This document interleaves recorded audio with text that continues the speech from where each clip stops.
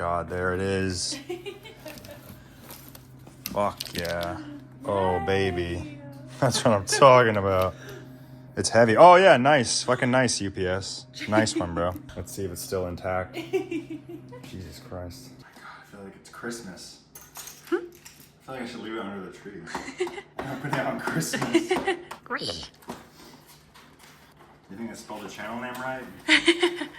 Maybe they changed it because it was hateful.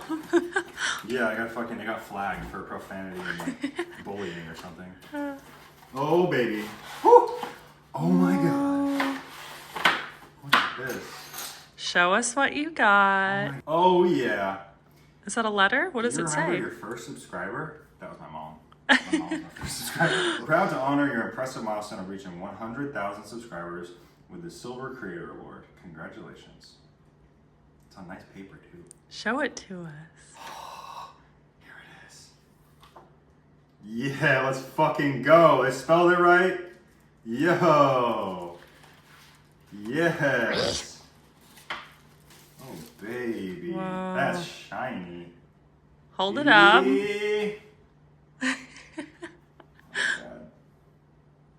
Smells nice. I thought you were going to kiss it like an Academy Award. Yeah. That's pretty sick. Give us a re. That's awesome. Recognize your team. I have no one on my team. I did this all by myself. What's up, guys? Today we're celebrating 100,000 YouTube subscribers. We finally made it. Look at this bad boy. If I didn't know any better, I would think YouTube is calling me by calling me small brained American. Look, it's right there. Can you believe that? The most woke company on the planet is poking fun at a disabled creator. No, actually, the people, like the Creator Awards or whatever, reached out and was like, we want to make sure this is not bullying. So they like put a hold on my account. It was like a whole thing. So I actually hit 100K like a month ago. And we finally got it. It's really something amazing.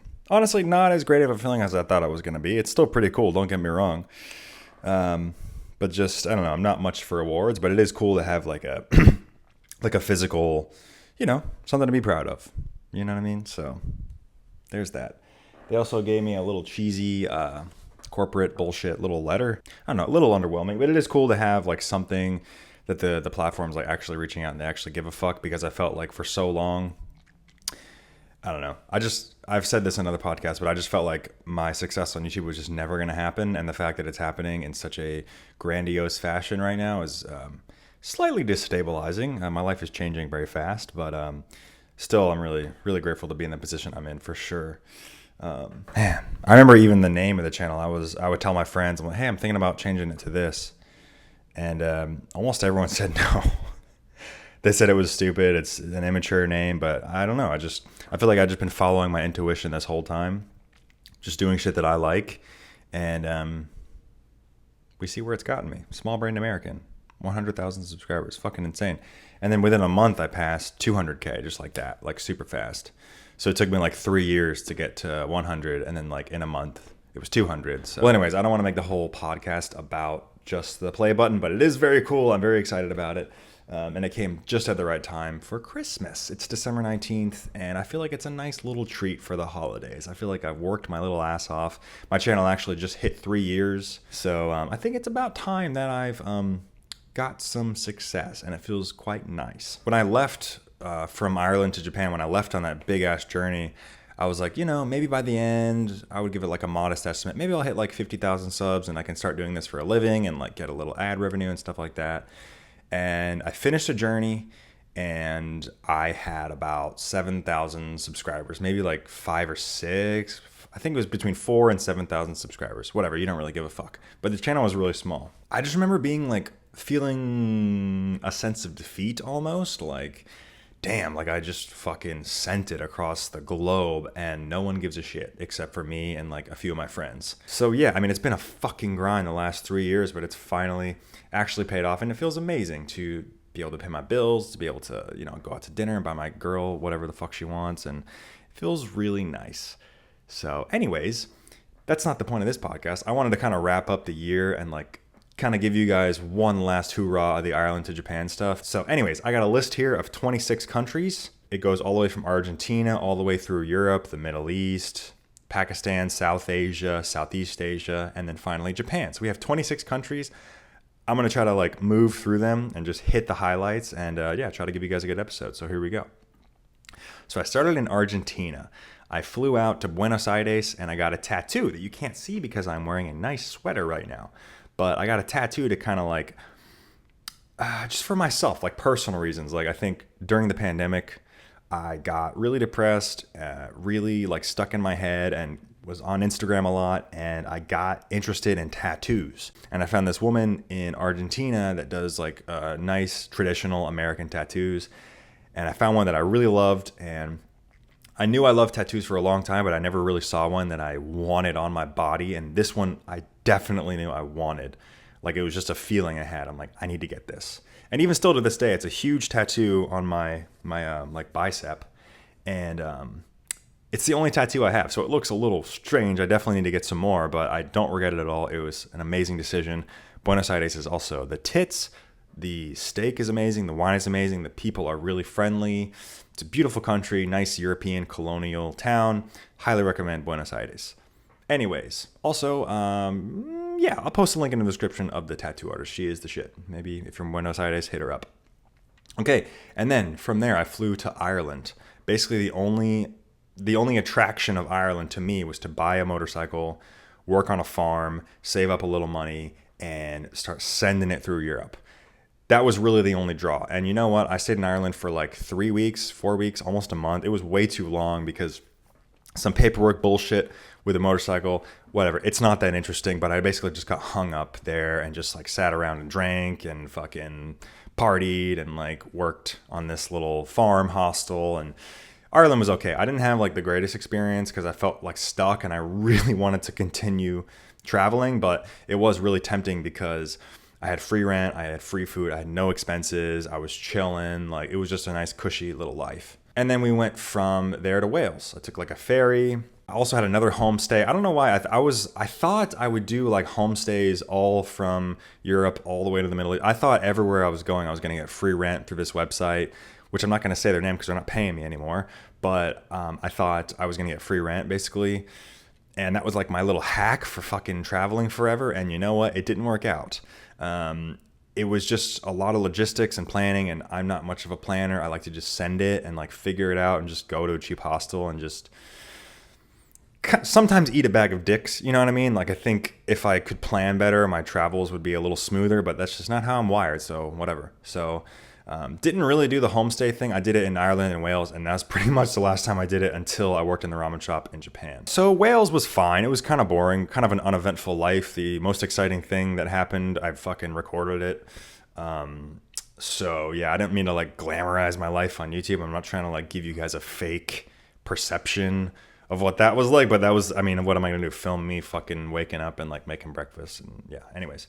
So yeah, the most interesting thing we did was just go to pubs, and we had some cool work there. We were like working on this we were trying to renovate this like old historical house that was built in the 1500s and hadn't been kept up for years and years. So we were like clearing the garden and cutting down trees. And honestly, the work was kind of sweet. It was kind of fun. But as far as content goes, like there wasn't a ton to do there, but it was nice to just like sit and just chill. And the hosts were really sweet people, so it was fun. You know, it was cool.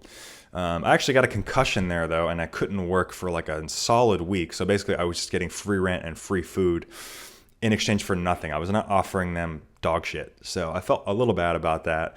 And they didn't give me a review after that. Like it's kind of like an Airbnb, like you review people and recommend people, and I didn't get the review. So, you know, are they being ableist? Are they being whatever? I don't know. Whatever. It doesn't matter. Anyways, from Wales, we went to England. And in England, I had an amazing time. I was there almost a month.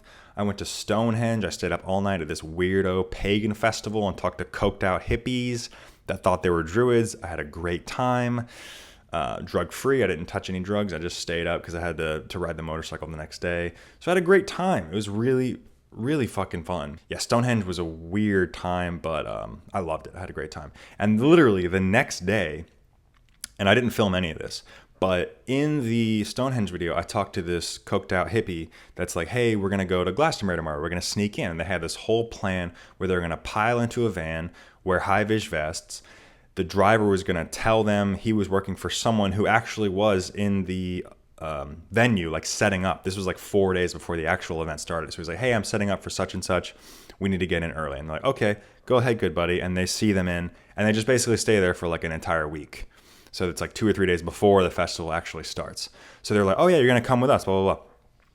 And dude, these guys were so fucked up. They thought I could like put my motorcycle in their van and like hide underneath under some blanket. And the whole plan was so harebrained and ridiculous that it just didn't work out. So yeah, I didn't get any of that on film. I wasn't expecting that to happen. But basically I just showed up the next day when the festival was already kind of kicking off, and I just walked in. And that is one of the best videos I think I've ever made. I loved that week so much. It was so genuine. All the people I met were incredible. The music was amazing. The food was amazing. The people were excellent. I just had an amazing time at Glastonbury. And then from Glastonbury, I needed like a full 5 days to recover because I was really sick from all the partying and staying up to like 6 a.m. every single night. So I hung out near Glastonbury, whatever, and then I went to London. And I filmed a video there in East Ham. And you've never heard of East Ham because it's basically a shithole that nobody wants to go to. But I filmed a video there, and I had a good time. There's a lot of Romanians and Pakistanis and a lot of immigrants and nice food, and it was really affordable and cheap. And I was actually interviewing this Pakistani guy, and I was like, hey man, how's the neighborhood? Is it safe? Blah, blah, blah. I've heard it's kind of dangerous here. And he's like, oh, no, it's totally safe. Nothing ever happens, blah, blah, blah. And then as he's saying that, a literal robbery takes place right outside of his store. This woman grabs a bunch of stuff from this dollar store and just like runs out. And all these men start chasing after her. They finally apprehend her. They like physically restrain her. She's like writhing around, making these terrible sounds. And yeah, she had shoplifted something worth like £3. So they'd basically just let her go. But I literally captured the whole thing on film, uploaded it to YouTube. It was one of the first videos I ever posted that got over 1,000 views. I was ecstatic. And then like 3 days later, they took it down because I didn't blur her face. And I guess maybe she had complained to the site, and they just basically took it down. No questions asked. And I never checked my email because I'm a fucking idiot. And they had emailed me and they're like, hey, we're going to take it down in like 3 days. So, you know, if you want to save it to your hard drive or whatever, you can do it, blah, blah, blah. So I never checked that. I never checked my email. And they deleted it. And then a few weeks later, I like dropped my hard drive. It cracked. I lost all the data on it, all the photos from 10 years, all my videos. So that video is just gone. It's evaporated into the ether. So if you are a data specialist or something like that, hit me up. DM me on Instagram. I do check my DMs. I don't check my emails. But definitely hit me up because that video was gas, and I just miss it. It was a fantastic video. So anyways, yeah. So enough about London. Yeah, I really wanted to go to Liverpool because my family hails from there. We're like French, Irish, English, I think. So a lot of Irish people live in Liverpool, and I know my great-grandfather's from there. So I really wanted to go, but it just wasn't in the plans. Liverpool was like 6 or 7 hours driving. It'd be one thing if it was like a bus or a train and I had someone taking me there, but just the fact that I would have to drive myself on a motorcycle in the shitty English weather, I was not about it. So I did not go to Liverpool, but one day. From England, I went to France.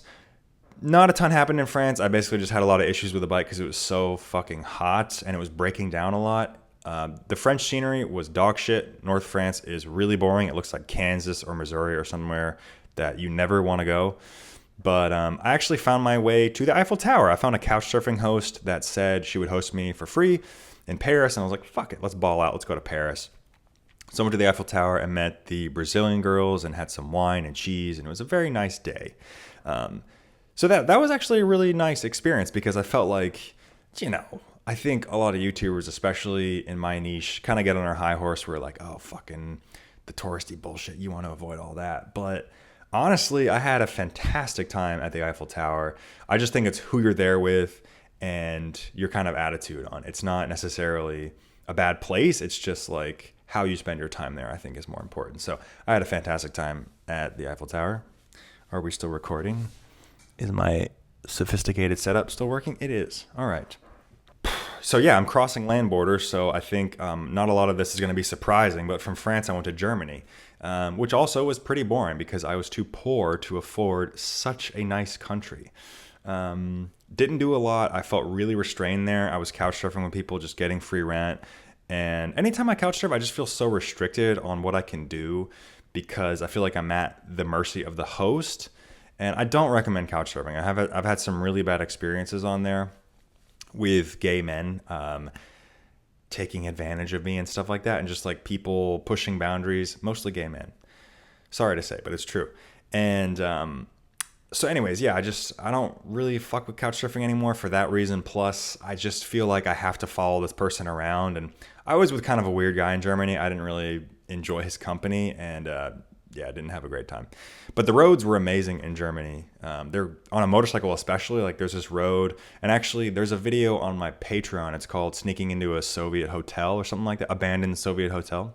It's an exclusive full-length vlog on there. It's 26 minutes.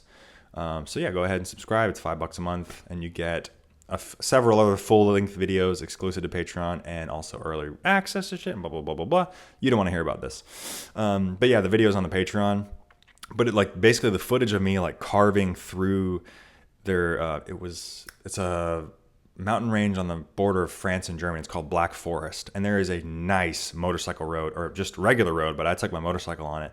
That's like a fucking like racetrack. It's so beautiful. They have like the cones and everything, and like the road is like, it changes color, if that makes sense. Like they'll checker it if you're gonna like go into a hard turn. Amazing road. It's on like a ridge of a mountain, so you can just drive and like look at amazing scenery the entire way. So I had a great time doing that. And then from there I went to Czechia, where I met this guy Robert and his girlfriend, and that's where we went into the Soviet hotel. Really great guy. Czechia food wasn't my favorite. It's like some weird cheeses and shit and like pickled bullshit, but didn't really enjoy it. But yeah, I had a good time in Czechia. And then Slovakia. Honestly, didn't spend a lot of time in Slovakia. It's a really small country, and I was honestly, at that point, I was just trying to get to Ukraine, so I was fucking sending it. And I was driving as far as I could each day. And Slovakia, honestly, was just like, I just had to go through it. But the scenery on the Slovakian-Polish border is outstanding. So if you're ever there, I would check that out. Yeah, let's see. Here's the notes I wrote for Slovakia. Nice people, gorgeous mountains, shit infrastructure, people drink a lot. So there you go. That's Slovakia. And then from there I went to Poland. And in Poland, I was just trying to like take a break from all the traveling I was doing. I wanted to like go to a mountain resort and just fucking kick it for like a week.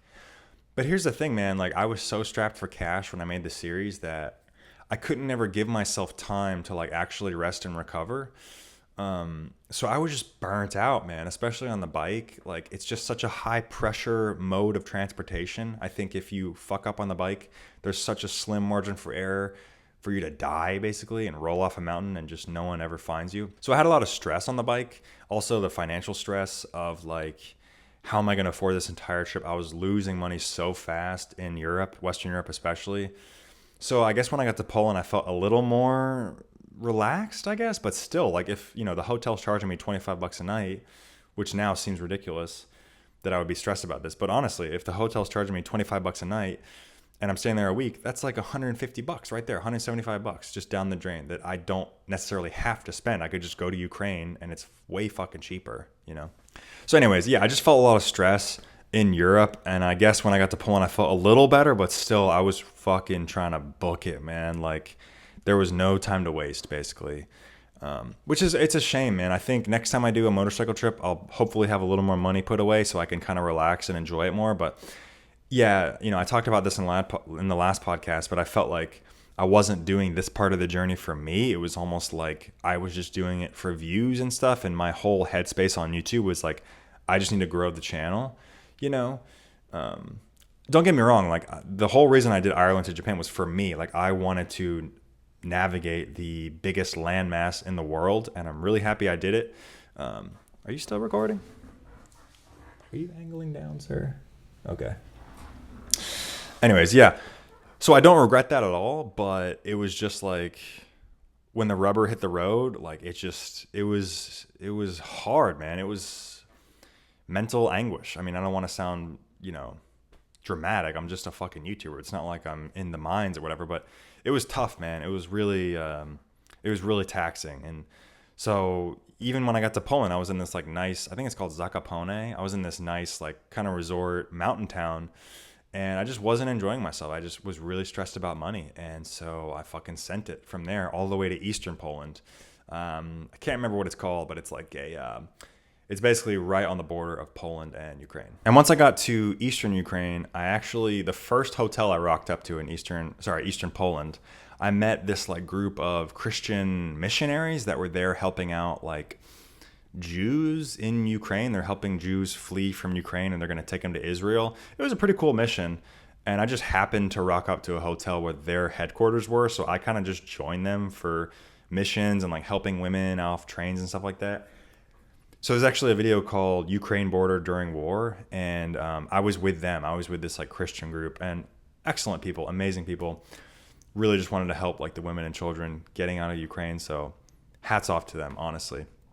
Really enjoyed my time there. It actually felt good to give back just a little bit to those poor people over there. So, and honestly, by the time I got to Eastern Poland and Ukraine, like the money, I wasn't so worried about the money. You know, I wasn't suffering mentally about how I was going to afford this whole trip.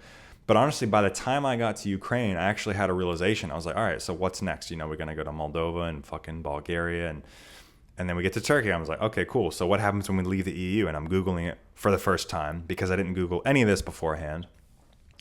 And I'm reading like, oh yeah, I have to pay this import tax, get this document from the embassy, and do this and this and this and this and this.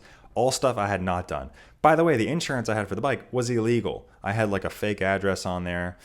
So I didn't want to, you know, I was like, okay, that mixed with the money thing, and honestly, the time it would take to do, you know, land borders on a motorcycle, it would take so goddamn long that I thought I was going to run out of money. So I was like, I think the more important thing is, you know, I had to make a tough decision. And I thought it's more important to just make it to Japan than it is to do exactly what I said I was going to do. So I felt kind of like a fraud.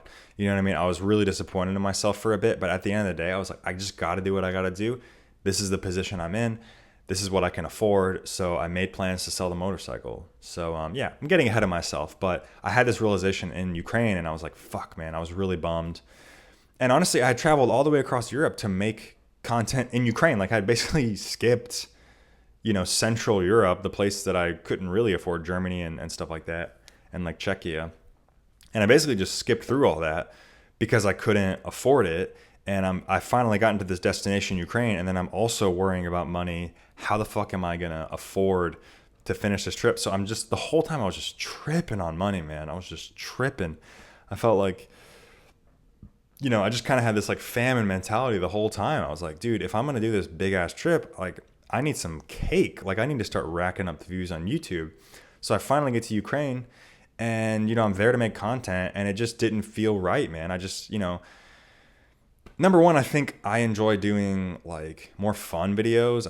I like editing them. I just enjoy the process a lot more. And I know like some topics need to be covered and they need to be serious and stuff like that. And I felt like in Ukraine, I was kind of pigeonholed into this like very serious kind of video. And it just didn't feel like me. It felt like I was trying to imitate other people. So yeah, I realized that after I left Ukraine, but while I was in Ukraine, I was super hyped on like making content about it. Which is kind of fucked up to say, like profiting off like a war or whatever, but I did think it was going to be interesting, and you know, it was in retrospect. But I just think now, I'm trying to, I don't know, I just have a different perspective on it now. So yeah, and there's some stuff about Ukraine that I probably shouldn't say on YouTube because they have a pretty strict policy about what you can say on Ukraine. But I'll just say this: it's not as black and white as you might think it is. I interviewed a Ukrainian soldier on this channel, actually, or an American guy that went to volunteer in Ukraine, and he told me some very fucked up shit about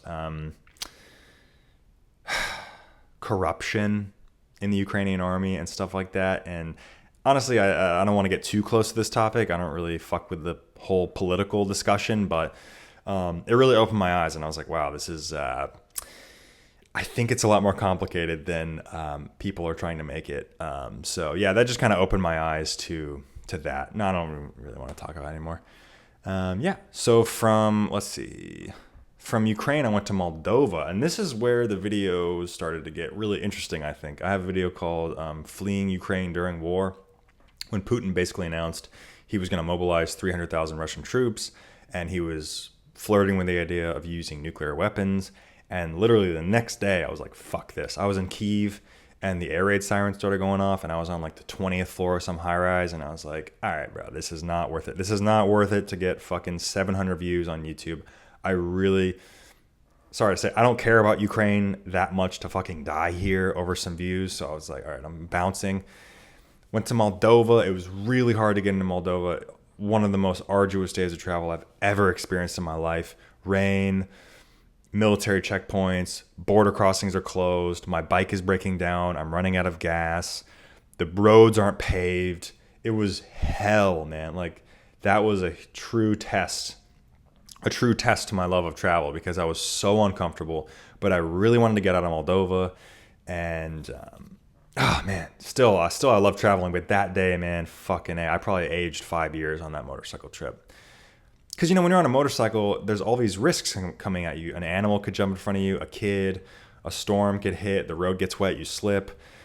You know what I mean? You got to brake in time, you got to turn signal, you got to always, it's just a constant, like, envisioning your violent death on the motorcycle. That's essentially all it is like me all day thinking about ways I could die. And it really gets to you, man, especially when you're in a war-torn country. You're fleeing a fucking dictator, threatening nukes. That was a really, really tough day.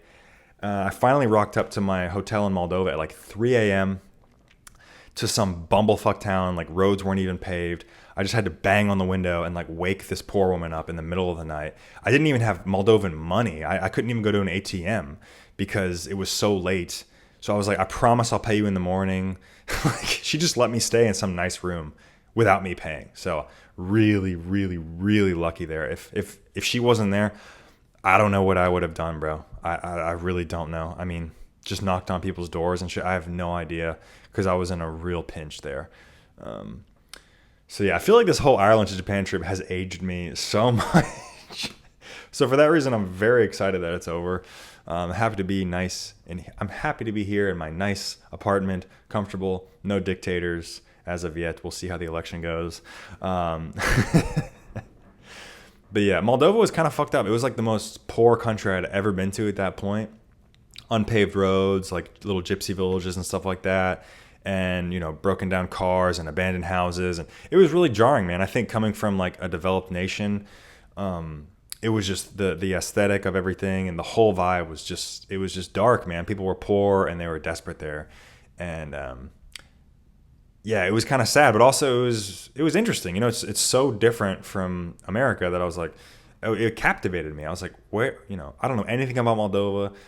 What are the people like? What's the food like? What's the infrastructure like? What are the roads like? It was just such a learning experience to go to Moldova and see, like, oh my God, this country is about to join the fucking European Union, bro. Like, and they're in dire straits. And I don't know what is going to happen with that, but it was just crazy. I'm like, dude, this is Europe? Like, dude, this is like some India shit. Like, yeah, it was wild. So yeah, within Moldova, there's a little breakaway state called Transnistria. And if you've already seen the video, apologies, because I'm going to explain it again. So basically, like, when the USSR split up, there was part of Moldova, which was a Soviet state, that wanted to stay Russian. They feel Russian. They're Soviet people. They want to speak Russian, stuff like that. They're still allegiant to Russia even to this day. But basically, Moldova was like, no, we're splitting apart from the USSR. Fuck that shit. We're going to build a new identity. And they basically had a little civil war, and there was a stalemate, and they found some demarcation zone, like some what's it called? Ceasefire zone or whatever. Like, basically the war ended, and they made this line on the river, and it separates Moldova from Transnistria, which the UN does not classify as a country. Basically, only Russia, or no, I don't even think Russia classifies them as a country. Like, only they think they're a country. So they have this like little makeshift shack border patrol that doesn't even stamp your passport because it's not a real country. So they just give you a little piece of paper, and they're like, all right, leave in X amount of days, whatever. And I was a little scared of the border crossing because I had Ukrainian stamps on my passport, and I was entering a country that was friendly to Russia. So I was a little sketched out. They also held me at the border for like over an hour. And I was like, I don't know what's about to happen. I have an American passport that has Ukrainian stamps, and I'm basically entering a Russia friendly zone. But it was totally fine. And the people in Transnistria were fantastic. They were so friendly. And this is the thing, man. When you get off the beaten path, when you go to places that tourists don't go, people are so captivated that you're in their country. They're like, why did you choose here? Why are you talking to me? You know what I mean? And it's like an instant conversation starter. And it like breaks down all these barriers. And it's not the same if you go to the fucking Eiffel Tower, because they'll be like, oh, I don't care about you. I just see dollar signs. You're an American. But honestly, in Transnistria, there was zero tourist infrastructure. I couldn't even find a hotel, man. I had to sleep on a taxi driver's couch while he did rides all through the night. I just slept on the man's couch like a housewife. So yeah, Transnistria was a trip, man. But I loved it. I had a great time, even though it was like after some really dark times in my travel. It was amazing. I love Transnistria. I would go back in a second. And the roads were better than Moldova. I don't know what they're doing over there. I thought the commies were all shitheads that stole from the common people, but something they're doing right in Transnistria. I don't know what it is, but the roads were nicer. All the infrastructure was nice. They were building new statues to Lenin like on the daily. You know what I mean? Like, I'm here in the US, we have so many like statues being taken down. But over there in Transnistria, they're like, oh yeah, fucking what's his face that did the genocide? Build a statue. Build a statue. They don't give a fuck over there. It was so fascinating. Yeah, so from Transnistria, I rode the bike all the way down to Romania. I met my friend Steve. We went on like a 5-day little trip.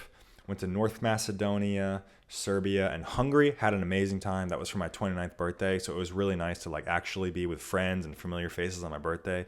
Because I feel like when I'm traveling, it's just, it gets really lonely, especially like on birthdays and holidays and stuff. If you're not around family and friends, it really blows a massive cock. So it was really nice to like go out drinking with him in Bucharest and just cut loose and like have someone that actually cares about you. Because, you know, especially at the pace of this trip, I'm looking at this fucking list, 26 countries in 12 months. That's an insane pace. I don't want to do that again. I want to do something way slower so I can actually get deeper in the places I go. But I could never form like lasting friendships on the road because, you know, you meet somebody for 2 weeks and like, all right, bounce, you know, you're out forever. You never see them again. You might Instagram message them, but like other than that, they're pretty much gone. You know what I mean? And they're not going to hit you up on your birthday. They're not going to give a fuck about if your dog dies. Like, they're not a real friend. You know what I mean? Sometimes you can make real friends on the road, but I'm saying like the vast majority of people you meet when you're traveling are just going to be, you know, transients. You know what I mean? Even when I was living in Japan, I was there for a year, and the people I met, I made like 4 or 5 great friends, but everybody else was just like, they're gone in 2 months. You know what I mean? Their contract ends at the company and they're just gone. So it was really nice to see Steve and like rekindle this friendship. I've known him for years. So shout out Steve and Caroline. Also, they helped me out a lot when I was poor. Like, we stayed in B&Bs and they didn't ask me to pay for anything. So I definitely owe Steve and Caroline several $100s. So I hope they're not watching this so I don't have to pay them back. Anyway, I left my bike parked in Romania, and then Steve and I and Caroline like rented a car and we drove through the Balkans. So the bike was just parked in Romania for like 4 or 5 days, and I came back and the gypsies had gotten to it. They had stolen the shit that I left in the packs, but it was fine. It was just like some tools and like I think a water bottle and stuff like that, but it still was pretty fucking annoying. Thieves are annoying. Yeah, let's see. One thing that I noticed when I was in Romania was that the people started to look brown. Like, I think I'm not racist. Not a racist. I was in like Western, Central, Eastern Europe. Everybody's white as fuck. Blonde, blue eyes, tall. Except the Brits. They're short and pasty and bad posture, bad teeth, bad skin. Just gross people. But yeah, Europeans obviously are just fucking white. But then I got to Romania and they started to get this like olive skin, dark hair. They just looked Greek or Italian or something. And I actually Googled it. And I think they're gypsies. And there's like one theory in anthropology. Look, I know some stuff. I fucking learned something. There's one theory that says like Indians came from India and like settled in southeastern Europe, like Bulgaria and Romania and stuff like that. So I would believe that because the people started to look slightly brown, which I was surprised. I don't know. It's just one of those things you never expect. And I'm like, wait, the fuck? You look fucking Italian, but we're in Romania. Anyways, this is a long podcast so far. I'm realizing I just got to country number 13. I've been talking for 40 minutes. If you're even still watching, my sweet, sweet viewer, you might have a TikTok attention span. We might need to cut it short here and pick up next week. So see you then. Bye-bye.